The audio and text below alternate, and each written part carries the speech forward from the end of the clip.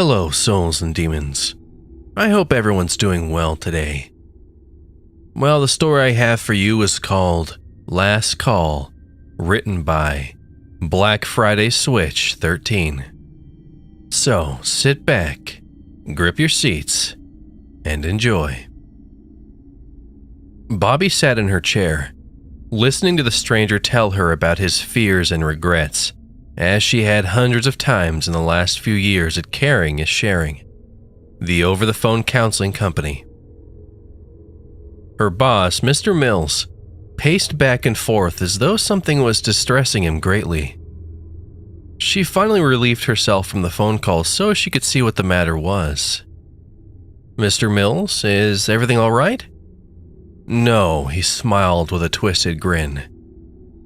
"It is not all right, Bobby. They could not stop it. The government's plans failed. We are set to die by that asteroid at 7 a.m. tomorrow morning." Bobby clutched her necklace as tears began to fall from her tiny face. Her short, dark pixie cut remained entirely in contrast atop her now red and screwed up face. Her eyes wouldn't leave Mr. Mills. "What now?" Bobby asked. "Go home, call your mother, pet your cat. I don't really give a fuck." Bobby had never seen the kind and calm Mr. Mills so rattled in all of her life.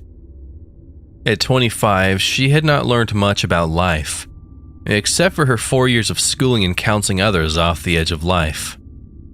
She had lived minimal experience outside the call center at Caring is Sharing. Bobby looked out the window down into the streets. People were running in every direction. She saw a man jump out of the second-story building across from theirs to his death below. Her eyes were seeing too much and could barely process it. Bobby wiped her eyes and walked over to the phone and picked it up, dialing the nursing home her mother had been in the last 2 years. A kind woman answered the phone. "Hidden Oak Nursing Facility, this is Jane. How may I assist you?" Bobby wondered if Jane had not yet learned that the world was soon ending. She spoke very softly into the phone and did not recognize the tone that came from her lips. "My name is Bobby Williams. I'm calling to speak with Helen Williams, my mother." "Oh, Miss Williams. Your mother has... she is in a coma. I am so sorry. We were planning to call you, but..." She stopped, and Bobby knew then why they hadn't. The world was ending in fire and chaos in less than 6 hours. "Can you tell her I love her?" "Very well, miss," the young woman said, as she began sobbing over the phone. Bobby hung up and stood in a daze, unsure of what she was going to do. She thought for a moment about her mother being in a coma. She had been ill for so long, she deserved to die peacefully. Bobby comforted herself by the realization that if her ailing mother was in a coma, she would not feel the blast of the fireball headed for their planet. Bobby wondered for a small second if it would hurt. Would it be so fast she wouldn't feel anything? She turned her thoughts to all the children, the animals, and she cried. Bobby grabbed her coat and went towards the door to walk out, then she heard it. What sound was coming from her desk chair? How could something so normal put her at ease for that second? It was the ringing of her telephone. Something heard 1,000 times. Something that had, on many occasions, made her wish she had chosen a different path in life. It had so many times given her satisfaction that, in fact, she was a good human being for all of her listening and hard work. Bobby wondered for a split second how many people she had helped. The phone rang again, and she had no idea why, but she sat down, put her headset on, and answered the call. "Hello, this is Caring is Sharing. My name is Bobby. And how may I extend my hand today?" She had said it 1,000 times. It was corny and stupid, but it seemed to be something that Mr. Mills felt worked. You answered?" "Yes." "Oh," said the voice. "My name is Bobby. Would you like me to extend my hand to you today? Perhaps I can listen to you while you tell me what is going on." Her voice was still shaking, but she remained focused on the job at hand. "You saw the news?" "Yes," Bobby responded robotically. I have no one left in my life to care for or about me, and it is the end of the world, the man's voice said over the phone. Thank you for answering, but why did you? He asked, unsure as to why this other human being was there just when he didn't expect any human being to be. I don't have anyone either. The man sighed. I'm sorry. It's okay. May I ask your name? Jake. Well, Jake, it looks like we have each other right now. Would you like to be my end-of-the-world date? Jake laughed, making Bobby feel better. Jake had a calmness to his voice that helped put her at ease, and she would try to put him at ease in return. Splendid idea, Jake responded. Tell me a little bit about yourself, Bobby said gently into the phone as she had been trained. I'm a widower.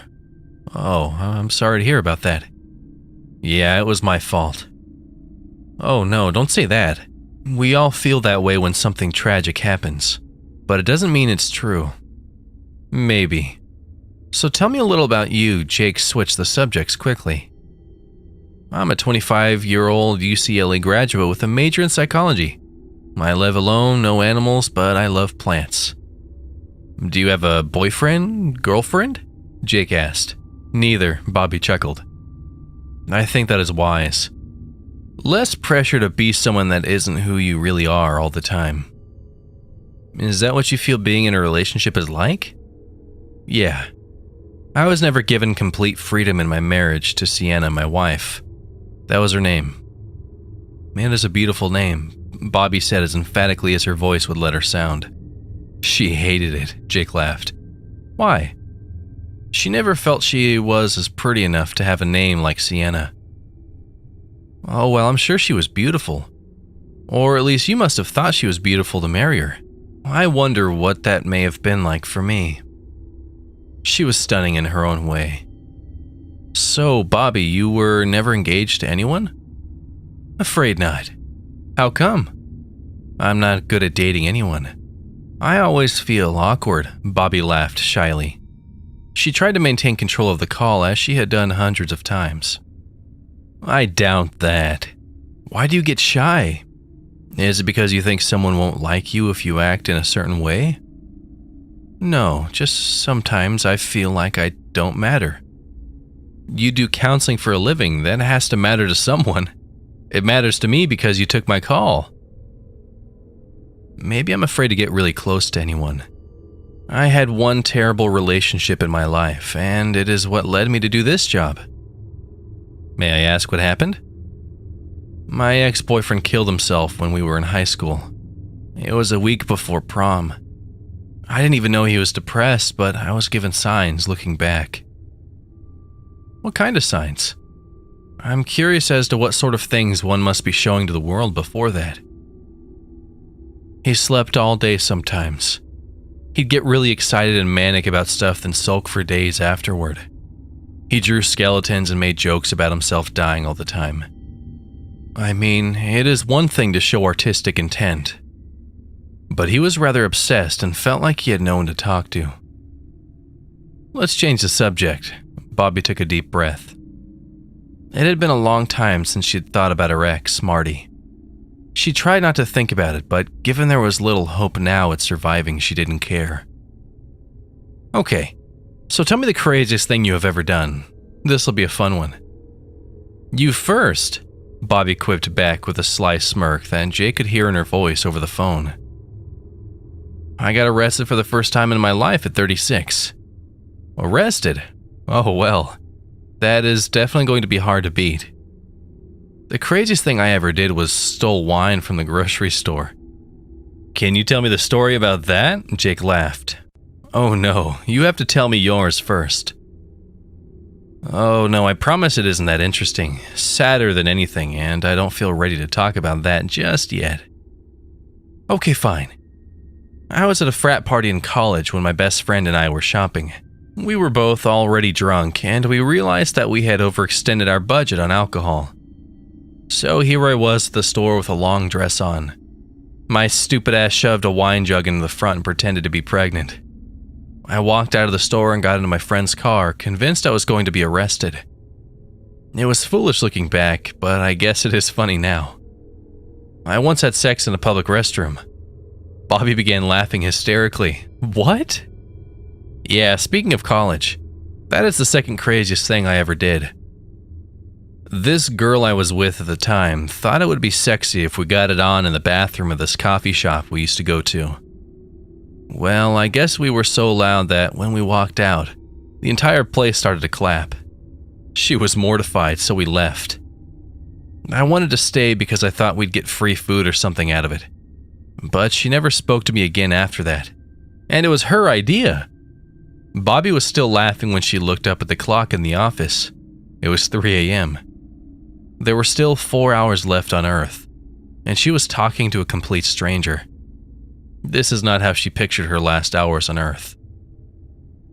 She had always imagined dying in a hospital bed, surrounded by loved ones, children, and grandchildren. There was a loud boom from the other end of the phone. "Jake?" Bobby asked. There was no sound coming from the end of the phone. "Jake, hello? Are you there?" Bobby could hear the sound of someone crying outside her building window. She dared not look at the horrors just outside of her office building in the city that never seemed to rest. Even now, it was complete and utter devastation. She stood to look out the window and could see a group of men accosting a woman outside and then an explosion. The men scattered, but the woman was now dead. Bobby went towards the door of her office and locked it firmly. She could hear sirens, but she didn't know if it meant there were police offering aid or if someone was taking a last-minute joyride in a police car. "Jake?" Bobby asked again, hoping that her only other offer of solace was still on the other end of the phone. "I'm here, sorry. I was moving into a safer place in the jail." Bobby was still watching the fires that had started outside of her window when she realized what Jake had said. She walked back to her desk and sat in her chair. Jail? She was as perplexed as she felt deceived, although she didn't think that she had any right to feel that way. Jake was hiding something. She needed to know what. It didn't matter that in less than 4 hours they would all be dead. Bobby had to know what he was hiding. It was the only way she would be able to feel genuinely connected to Jake. And she needed that connection so she wouldn't feel alone. "I'm in the county jail. Manslaughter." His voice was low and he became quiet. "Is that what you didn't want to talk about?" "Yes. I was afraid you wouldn't want to talk to me anymore." "What did you do?" "I killed my wife." Bobby made an audible gasp. "Why?" "I don't have an answer for that. I just did it." Bobby was running over scenarios in her mind as she listened to him. "Tell me what happened. Sometimes if you talk about what happened, it is therapeutic." "I was drunk for the 100th time in our marriage. Sienna didn't like when I drank. She said it made me cocky. I was a bit of an ass when I drank, I'll give her that. We were arguing over some guy I accused her of flirting with at the bar we were at. She refused to go home with me. So I, being the asshole of the hour that I was, decided I need one more drink before I left the bar and drove my ass home. Instead of doing just that, drinking my last drink and going home, I decided to drag her kicking and screaming into my car. She kept trying to call someone to pick us up, but I said no. I forced her into my car like an idiot. Then I drove us home, going 75 miles per hour. The last thing I remember is a light coming at us, and then I woke up in a hospital bed. I killed her and another driver, a grandmother of 6 coming home from her late-night shift at a Taco Bell. Bobby had no words. Jake was crying now. She wanted to tell him everything was going to be all right, but she knew better. They were both going to die. "Are you alone in jail?" "Yes. I was the only prisoner. They were going to transport me to the prison first thing tomorrow. A jury gave me 25 to life yesterday." "Where did all the guards go?" "They left me with the keys, told me to do what I wanted, and ran out. I don't deserve to be out there anymore, even with a few hours left on this planet. I'd give anything to tell my wife I'm sorry and that I love her. I'd give anything to tell the family of that grandmother that I never meant to hurt her. Bobby was crying too now, unsure as to what to say to Jake. They know those things, Jake. Your wife knows you love her. I don't think she would care. Do you believe in an afterlife? No, but I'm hopeful. Okay, I think deep down, you were never a bad person, Jake. What you did was bad, and yet you have remorse. Is this in your training manual too? No.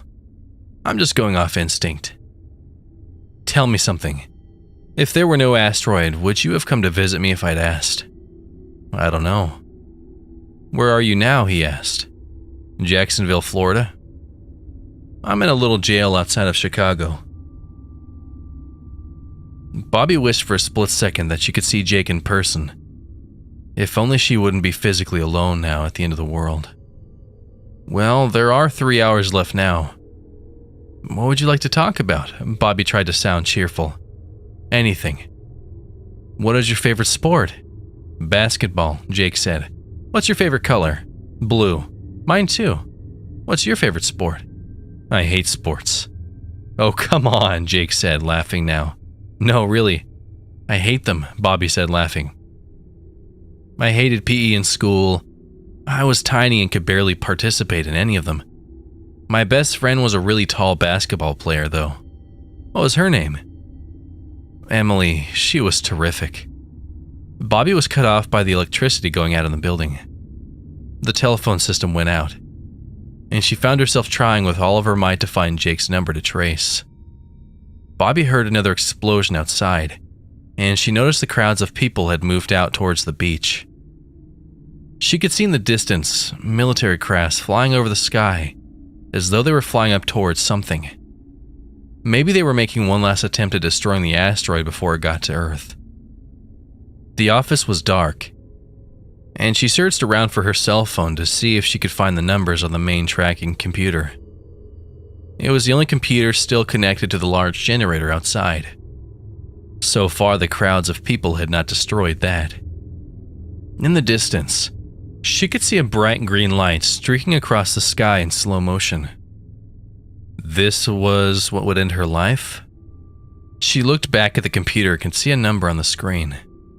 Please let this be Jake. Bobby dialed the telephone number, and then she heard the most beautiful sound in the world. Holy shit, Bobby? Jake, thank God. Our electricity is out. It went out here, too. I think that's happening everywhere. So far, at least we have cell service. It's getting closer. Bobby was looking at the clock, and from the time she had lost the call, another hour had passed. I know, Jake said. I can see it. See what? The asteroid. It hasn't hit, but I can see it streaking across the sky in the distance. What does it look like? Jake asked. It's a slow-moving green streak. There was another sound, this one more frightening to Bobby. Jake, what is that? I don't know. Where's it coming from? Outside the door to the jail. I'm confident that whatever it is can't get in. I made sure I locked down the jail. The sound was growing louder until she finally heard what sounded like something banging on a steel door. Tell me more about your friend that played basketball, Jake said, distracting himself from what was now the boom on the other end of his jail door. Emily was great. She got a scholarship to play for Kansas. Did she take it? Jake asked. Yeah, she works in television now. Bobby held the phone to her head tightly as she realized that there was something else in the dark sky besides an asteroid. In the distance was a large ship. Bobby blinked twice to make sure she was seeing it correctly. It was floating in the sky, making no sound. The people that were outside were now being shot with a laser beam of light. Bobby began to breathe heavy into the phone. Are you okay? I can tell something is wrong. I don't think we're going to be obliterated from an asteroid, Jake. Please believe me when I say, I tell you I'm looking at a large spacecraft right now. Bobby's voice was panicked. I think you're right, Jake said calmly. Oh my God, Jake, it is coming closer to my window. The object floated up to the skyscraper and hovered within 6 feet of where Bobby was standing. A large beam of light surveyed the room where she was as she held the cell phone desperately up to her ear. "What is happening now?" Jake asked. "I think they are investigating me." "Those sounds outside my door. Those aren't people trying to get in, Bobby. I don't think it is an asteroid that they're worried about. That seemed to have passed." The clock on the wall now said 7 a.m. The time that the government all around the world said the asteroid was going to hit the Earth, pounding it into obliteration. Instead, what awaited them was something much more mundane and sinister. Invaders from another world. "They're here, Bobby. I just want to say thank you. Thank you for being that voice on the other end of the phone when I needed it most." Bobby held her phone up tighter now, as if she could push it inside her mind. "I would have come to visit you. I'd come now if I could, Jake." A flash of light burned intensely into the room, knocking Bobby over where she stood. The sound of the beam breaking the window caused Jake's ears to bleed. He hung onto his phone even as his door was broken down, giving way to the most hideous beings he'd ever set his eyes on. They stood 7.5 feet tall with the heads of a praying mantis and the bodies of a deformed humanoid. They came in closer and looked at Jake, who stood behind steel bars. One by one, all 5 of the creatures surveyed his enclosure and studied Jake with their large, dark eyes. It was as if they were reading every thought, feeling, and action, and all at once, walked out and left him there alone. Jake stood watching as they left the jail. He dared not move for fear of what would happen next. He whispered into the phone, "Bobby, Bobby, are you there?" There was no sound on the other end of the phone. His friend was gone, most likely dead now, as he wished he could be. Instead, Jake held the phone to his chest and realized he needed to be honest with Bobby one last time. "Bobby, you may not hear me, but I lied. Yes, my wife is dead at my hands, but I murdered her in cold blood. She left me. She left me like everyone always does. You never left me, Bobby. You never left me. Thank you for not leaving me." He began to sob again when he looked for the keys to the jail. He would starve to death if he didn't get out of here. Jake felt for them in his pocket and held them out to unlock the cell doors. That is when he realized that whatever those creatures had done, they melted the keys. The aliens had looked into his soul and saw what he had done. They were now his judge, jury, and sentenced him to death for the hideous crime he had committed. The papers reported Sienna Bradford had been stabbed to death at least a dozen times by her ex-husband, Jake Bradford. The grandmother that he had spoken of that had died was his ex-wife's mother, Gertrude. He killed her for trying to stop him from murdering her daughter, hit over the head by a hammer. Jake Bradford would starve in his own prison, sentenced to live out his last moments all alone. Jake sat in his cell as a single tear fell from his eye. Irony is best served cold. The sounds of explosions continued outside of his cell as he closed his eyes and waited to die.